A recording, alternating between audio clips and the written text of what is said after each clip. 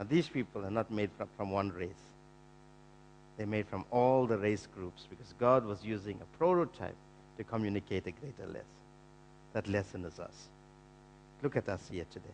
We come from different races, different languages, different people groups, different cultures, yet we're one family, one big family. This is what God wants to do.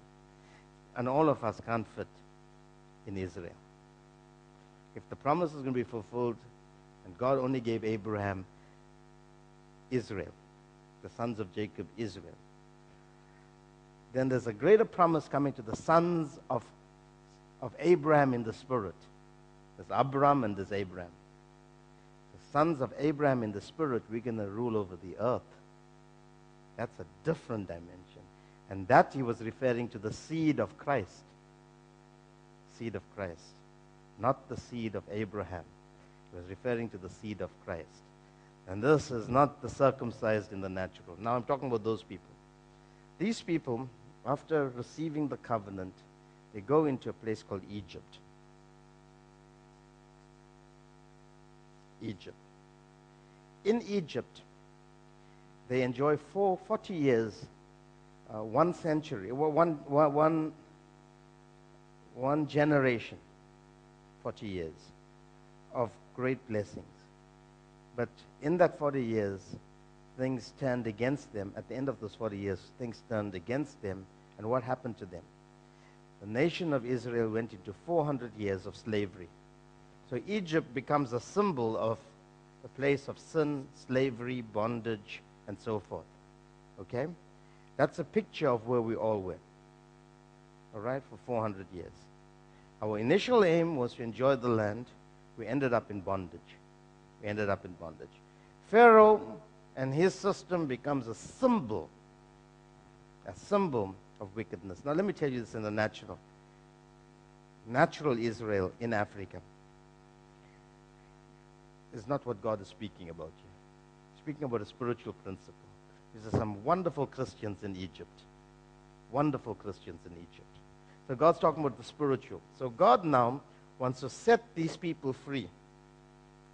But he's not got just the liberation of his people because of his covenant that he had entered into with Abraham, Isaac, and Jacob.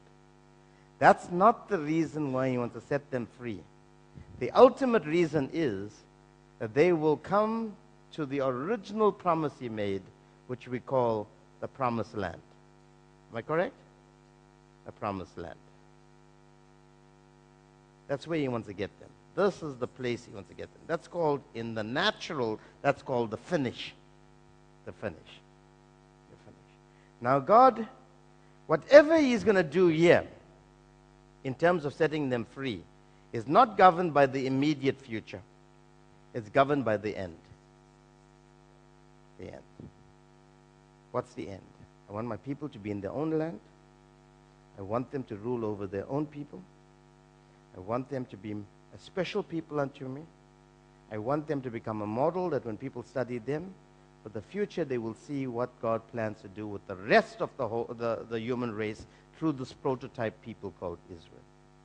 And I want my future races to understand how I would progressively bring them to the finish, the promised land. So what is God going to do? He's going to scan this whole thing, and he's going to start to see through foreknowledge.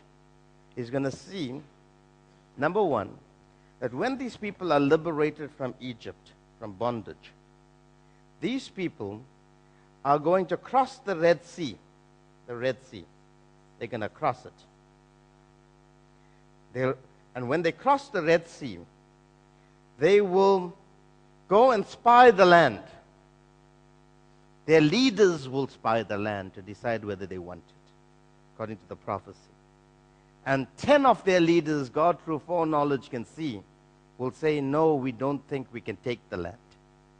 So God's in a quandary. And the quandary is, this is a very difficult place to be, even if you're God. The problem is, if I bring them out, and I know they're going to vote not to enter in, what do I do with them? Because of unbelief. Hebrews chapter 3, Hebrews chapter 4. Unbelief. That word means to seriously evaluate what God's giving you, then contra it or study it in the backdrop of the prophecies that I entered into with the fathers to ratify the covenant.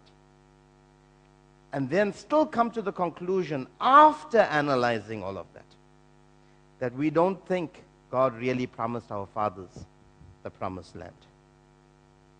We think our fathers were misinformed by communicating the kind of prophecies they did. In fact, we think our fathers never hear God.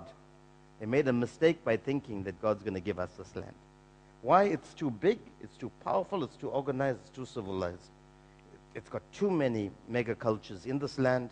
It's absolutely impossible for the enslaved people to possess it. So we conclude that God never gave us this land. So if you try to take us any further, we will violate you. And therefore, Moses, we tell you it's better for us to go back to Egypt. But God can't take them to Egypt. He can't take them into the promised land. So God is caught in a place called the wilderness of Israel. But God now is not only caught in this place called the wilderness, but God is caught in this place called, how do I move these people forward against their will? Because the free will principle that governs God is that He will never force you against your will into anything. Never force you. Do you know if God could force His will upon the human race, then we will never be in the mess we are in today.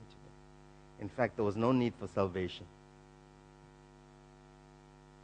That's why faith is so important in this season. So what does God do? God has to now look within the house to see who is built to be able to sustain these people while He knows that they're going to be 40 years in the wilderness.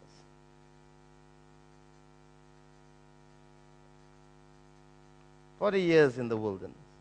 Who's going to be strong enough, resilient enough to handle a people in a place called Sinai, the wilderness of sin, for 40 years? Now, such a person must have certain characteristics, certain abilities, certain graces. He must have a built-in system that can handle this place called the wilderness, that has at least an average of 40 degrees Celsius heat every day without proper vegetation, with a very hot sun burning, beating down upon you, with no water, the way we would like water, no sanitation, no food. How do you keep these people for 40 years until a new generation arises that says, we can take the promised land? And God has to patiently wait until all the old mindsets that said we can't cross the land die. But in the midst of that, He has to exercise mercy and grace, because He knows that He can't just kill these people. He's bound to a promise. So let me provide a haven for them in the wilderness. The haven will come in the form of manna, water from a rock that follows them in the wilderness. Later on we come to know that that rock is Christ. That will give them a cloud in the day, that will provide shelter from the heat of the sun, and give them a pillar of fire at night. The cloud becomes a pillar of fire that will provide light from those terrible animals that will prey on these people, and keep them living until they die naturally, and their bones are scattered all over the wilderness. And then a new generation arises from within their loins that says, we can't stay here. We've been built to go beyond. So who will God choose?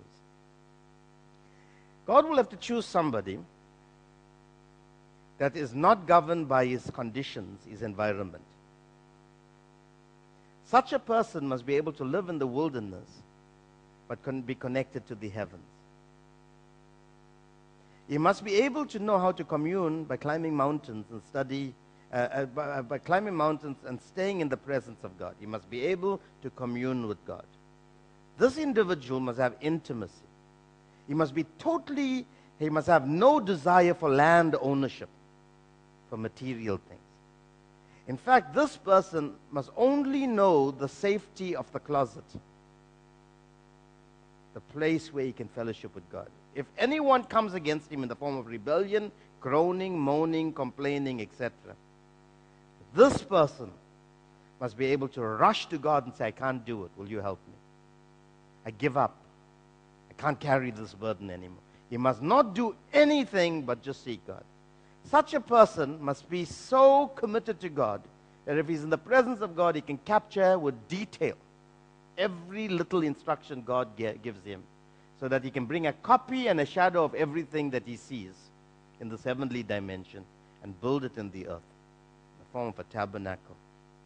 So that through the tabernacle, God will create a presence, so that these people that are rebellious, ungrateful, totally disobedient, will be able to live in the presence of God in the wilderness. So that they won't live in the wilderness, they will live in God's presence in the wilderness. Big difference. It's like God creating a cocoon, a bubble, saying, live in the bubble and I'll protect you, even though the world is so hostile, wicked and evil around you. This person must not desire personal wealth, personal desires. He must be totally committed to God. That's the kind of a person God will have to choose. Now, if God looks, I have a saying, and back home, it's called the miracle is in the house. In the house. In other words, no matter what project we are doing, and we do lots of projects, with all the things that we're doing in our ministry in Peter Maritzburg, I never ever look externally for a miracle. I always look inside the house. The miracle is in the house, the coin is in the fish's mouth. In other words, if we need a financial miracle, I know that God will use what is in the house. I don't go overseas to hope to raise some money. I know it can come from our house. Even if it's a little bit of oil that a widow gives, God can use that to fill all the bottles of oil and make us rich.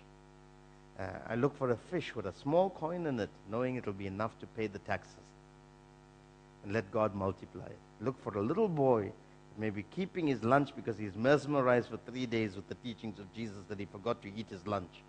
And I know that bread and that fish will feed the multitude. Don't look outside, look inside. This is the miracle of tithes, first fruits, and offerings. Most people want to check in the post. They've not learned how to be faithful with what they have. There's no miracles. So God has the same principle. When God looks into the house, basically he's got 12 options. 12 options.